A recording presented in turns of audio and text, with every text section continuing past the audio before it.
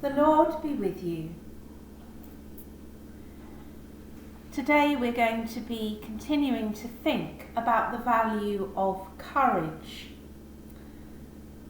and of facing our fears and doing it anyway.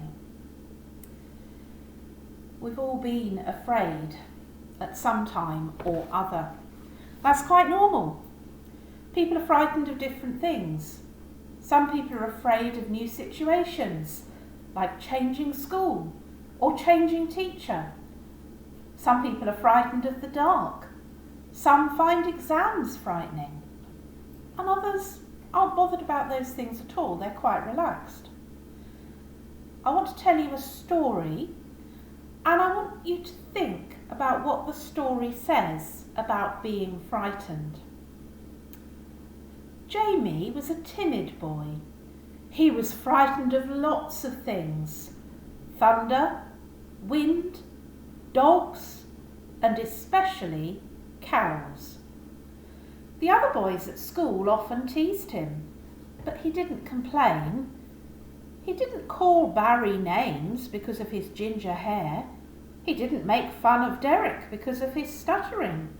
He knew they couldn't help these things any more than he, Jamie, could help his fears. Jamie's class was doing a project about farming, and he was persuaded by his parents to go with his class on a school visit to a farm. Barry and Derek knew how timid Jamie was and thought this was an ideal opportunity to tease him even more. The class was split into groups and was told to go off and find out what animals were kept on the farm and what crops were being grown. They were told not to go into the field where the cows were grazing, as the farmer did not want any of the gates left open for the animals to escape. Knowing Jamie's fear of cows, Barry and Derek disobeyed the rules and led Jamie through a gate where they thought they had seen a herd of cows. The field seemed empty, except for one animal. "We'll scare him," said Barry. "Look, Jamie, there's a bull. It's coming this way," said Derek.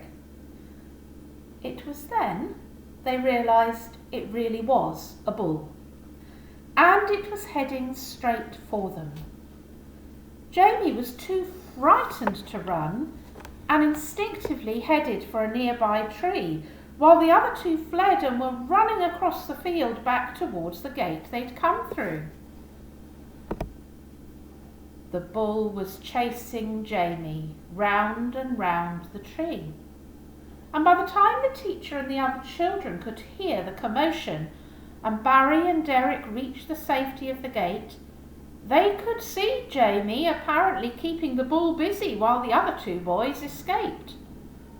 The farmer and his dog arrived, and they were soon able to drive the bull into the next field, and Jamie was safe. It was at this point that Jamie was declared a hero by the teacher and all his class. He admitted to them that he was too frightened to run away. "Never mind," said the teacher.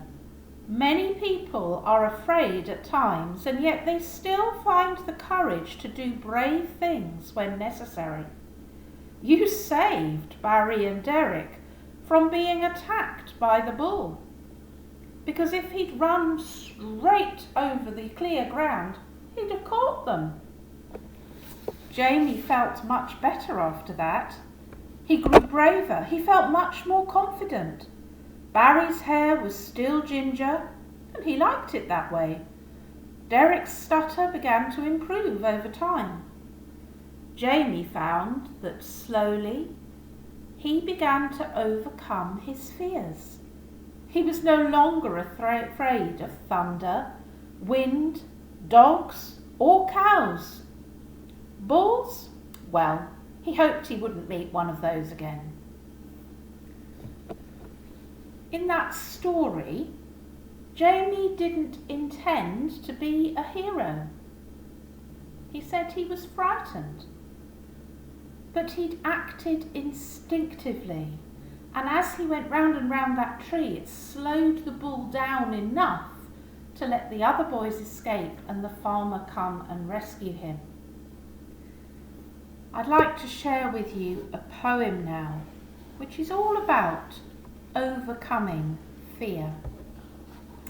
I'm going to hold it up, and hopefully if I position this right, you'll be able to see the whole thing.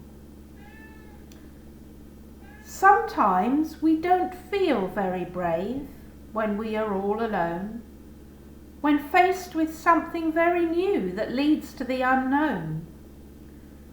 We may have fear of simple things like wind or rain or height, or fear when we go to bed, the turning out of the light. We need to stop and think a while just why we feel this way. Remember that the bravest ones can chase their fears away. Sometimes something happens, and then without a thought, we find the very courage to do things as we ought. Bravery takes over, and new confidence we find. The problem then is overcome, and fear goes from our mind. I want you just to take a moment and to think about that poem. I can hold it up again. And think whether that applies to you. How do you deal with your fears? How do you try to be brave?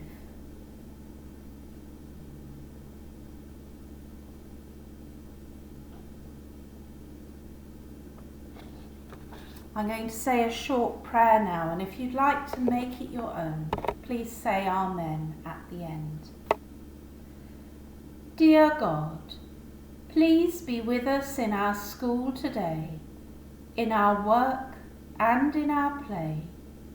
Make us brave enough to overcome those things that frighten us, which we do not understand. Amen.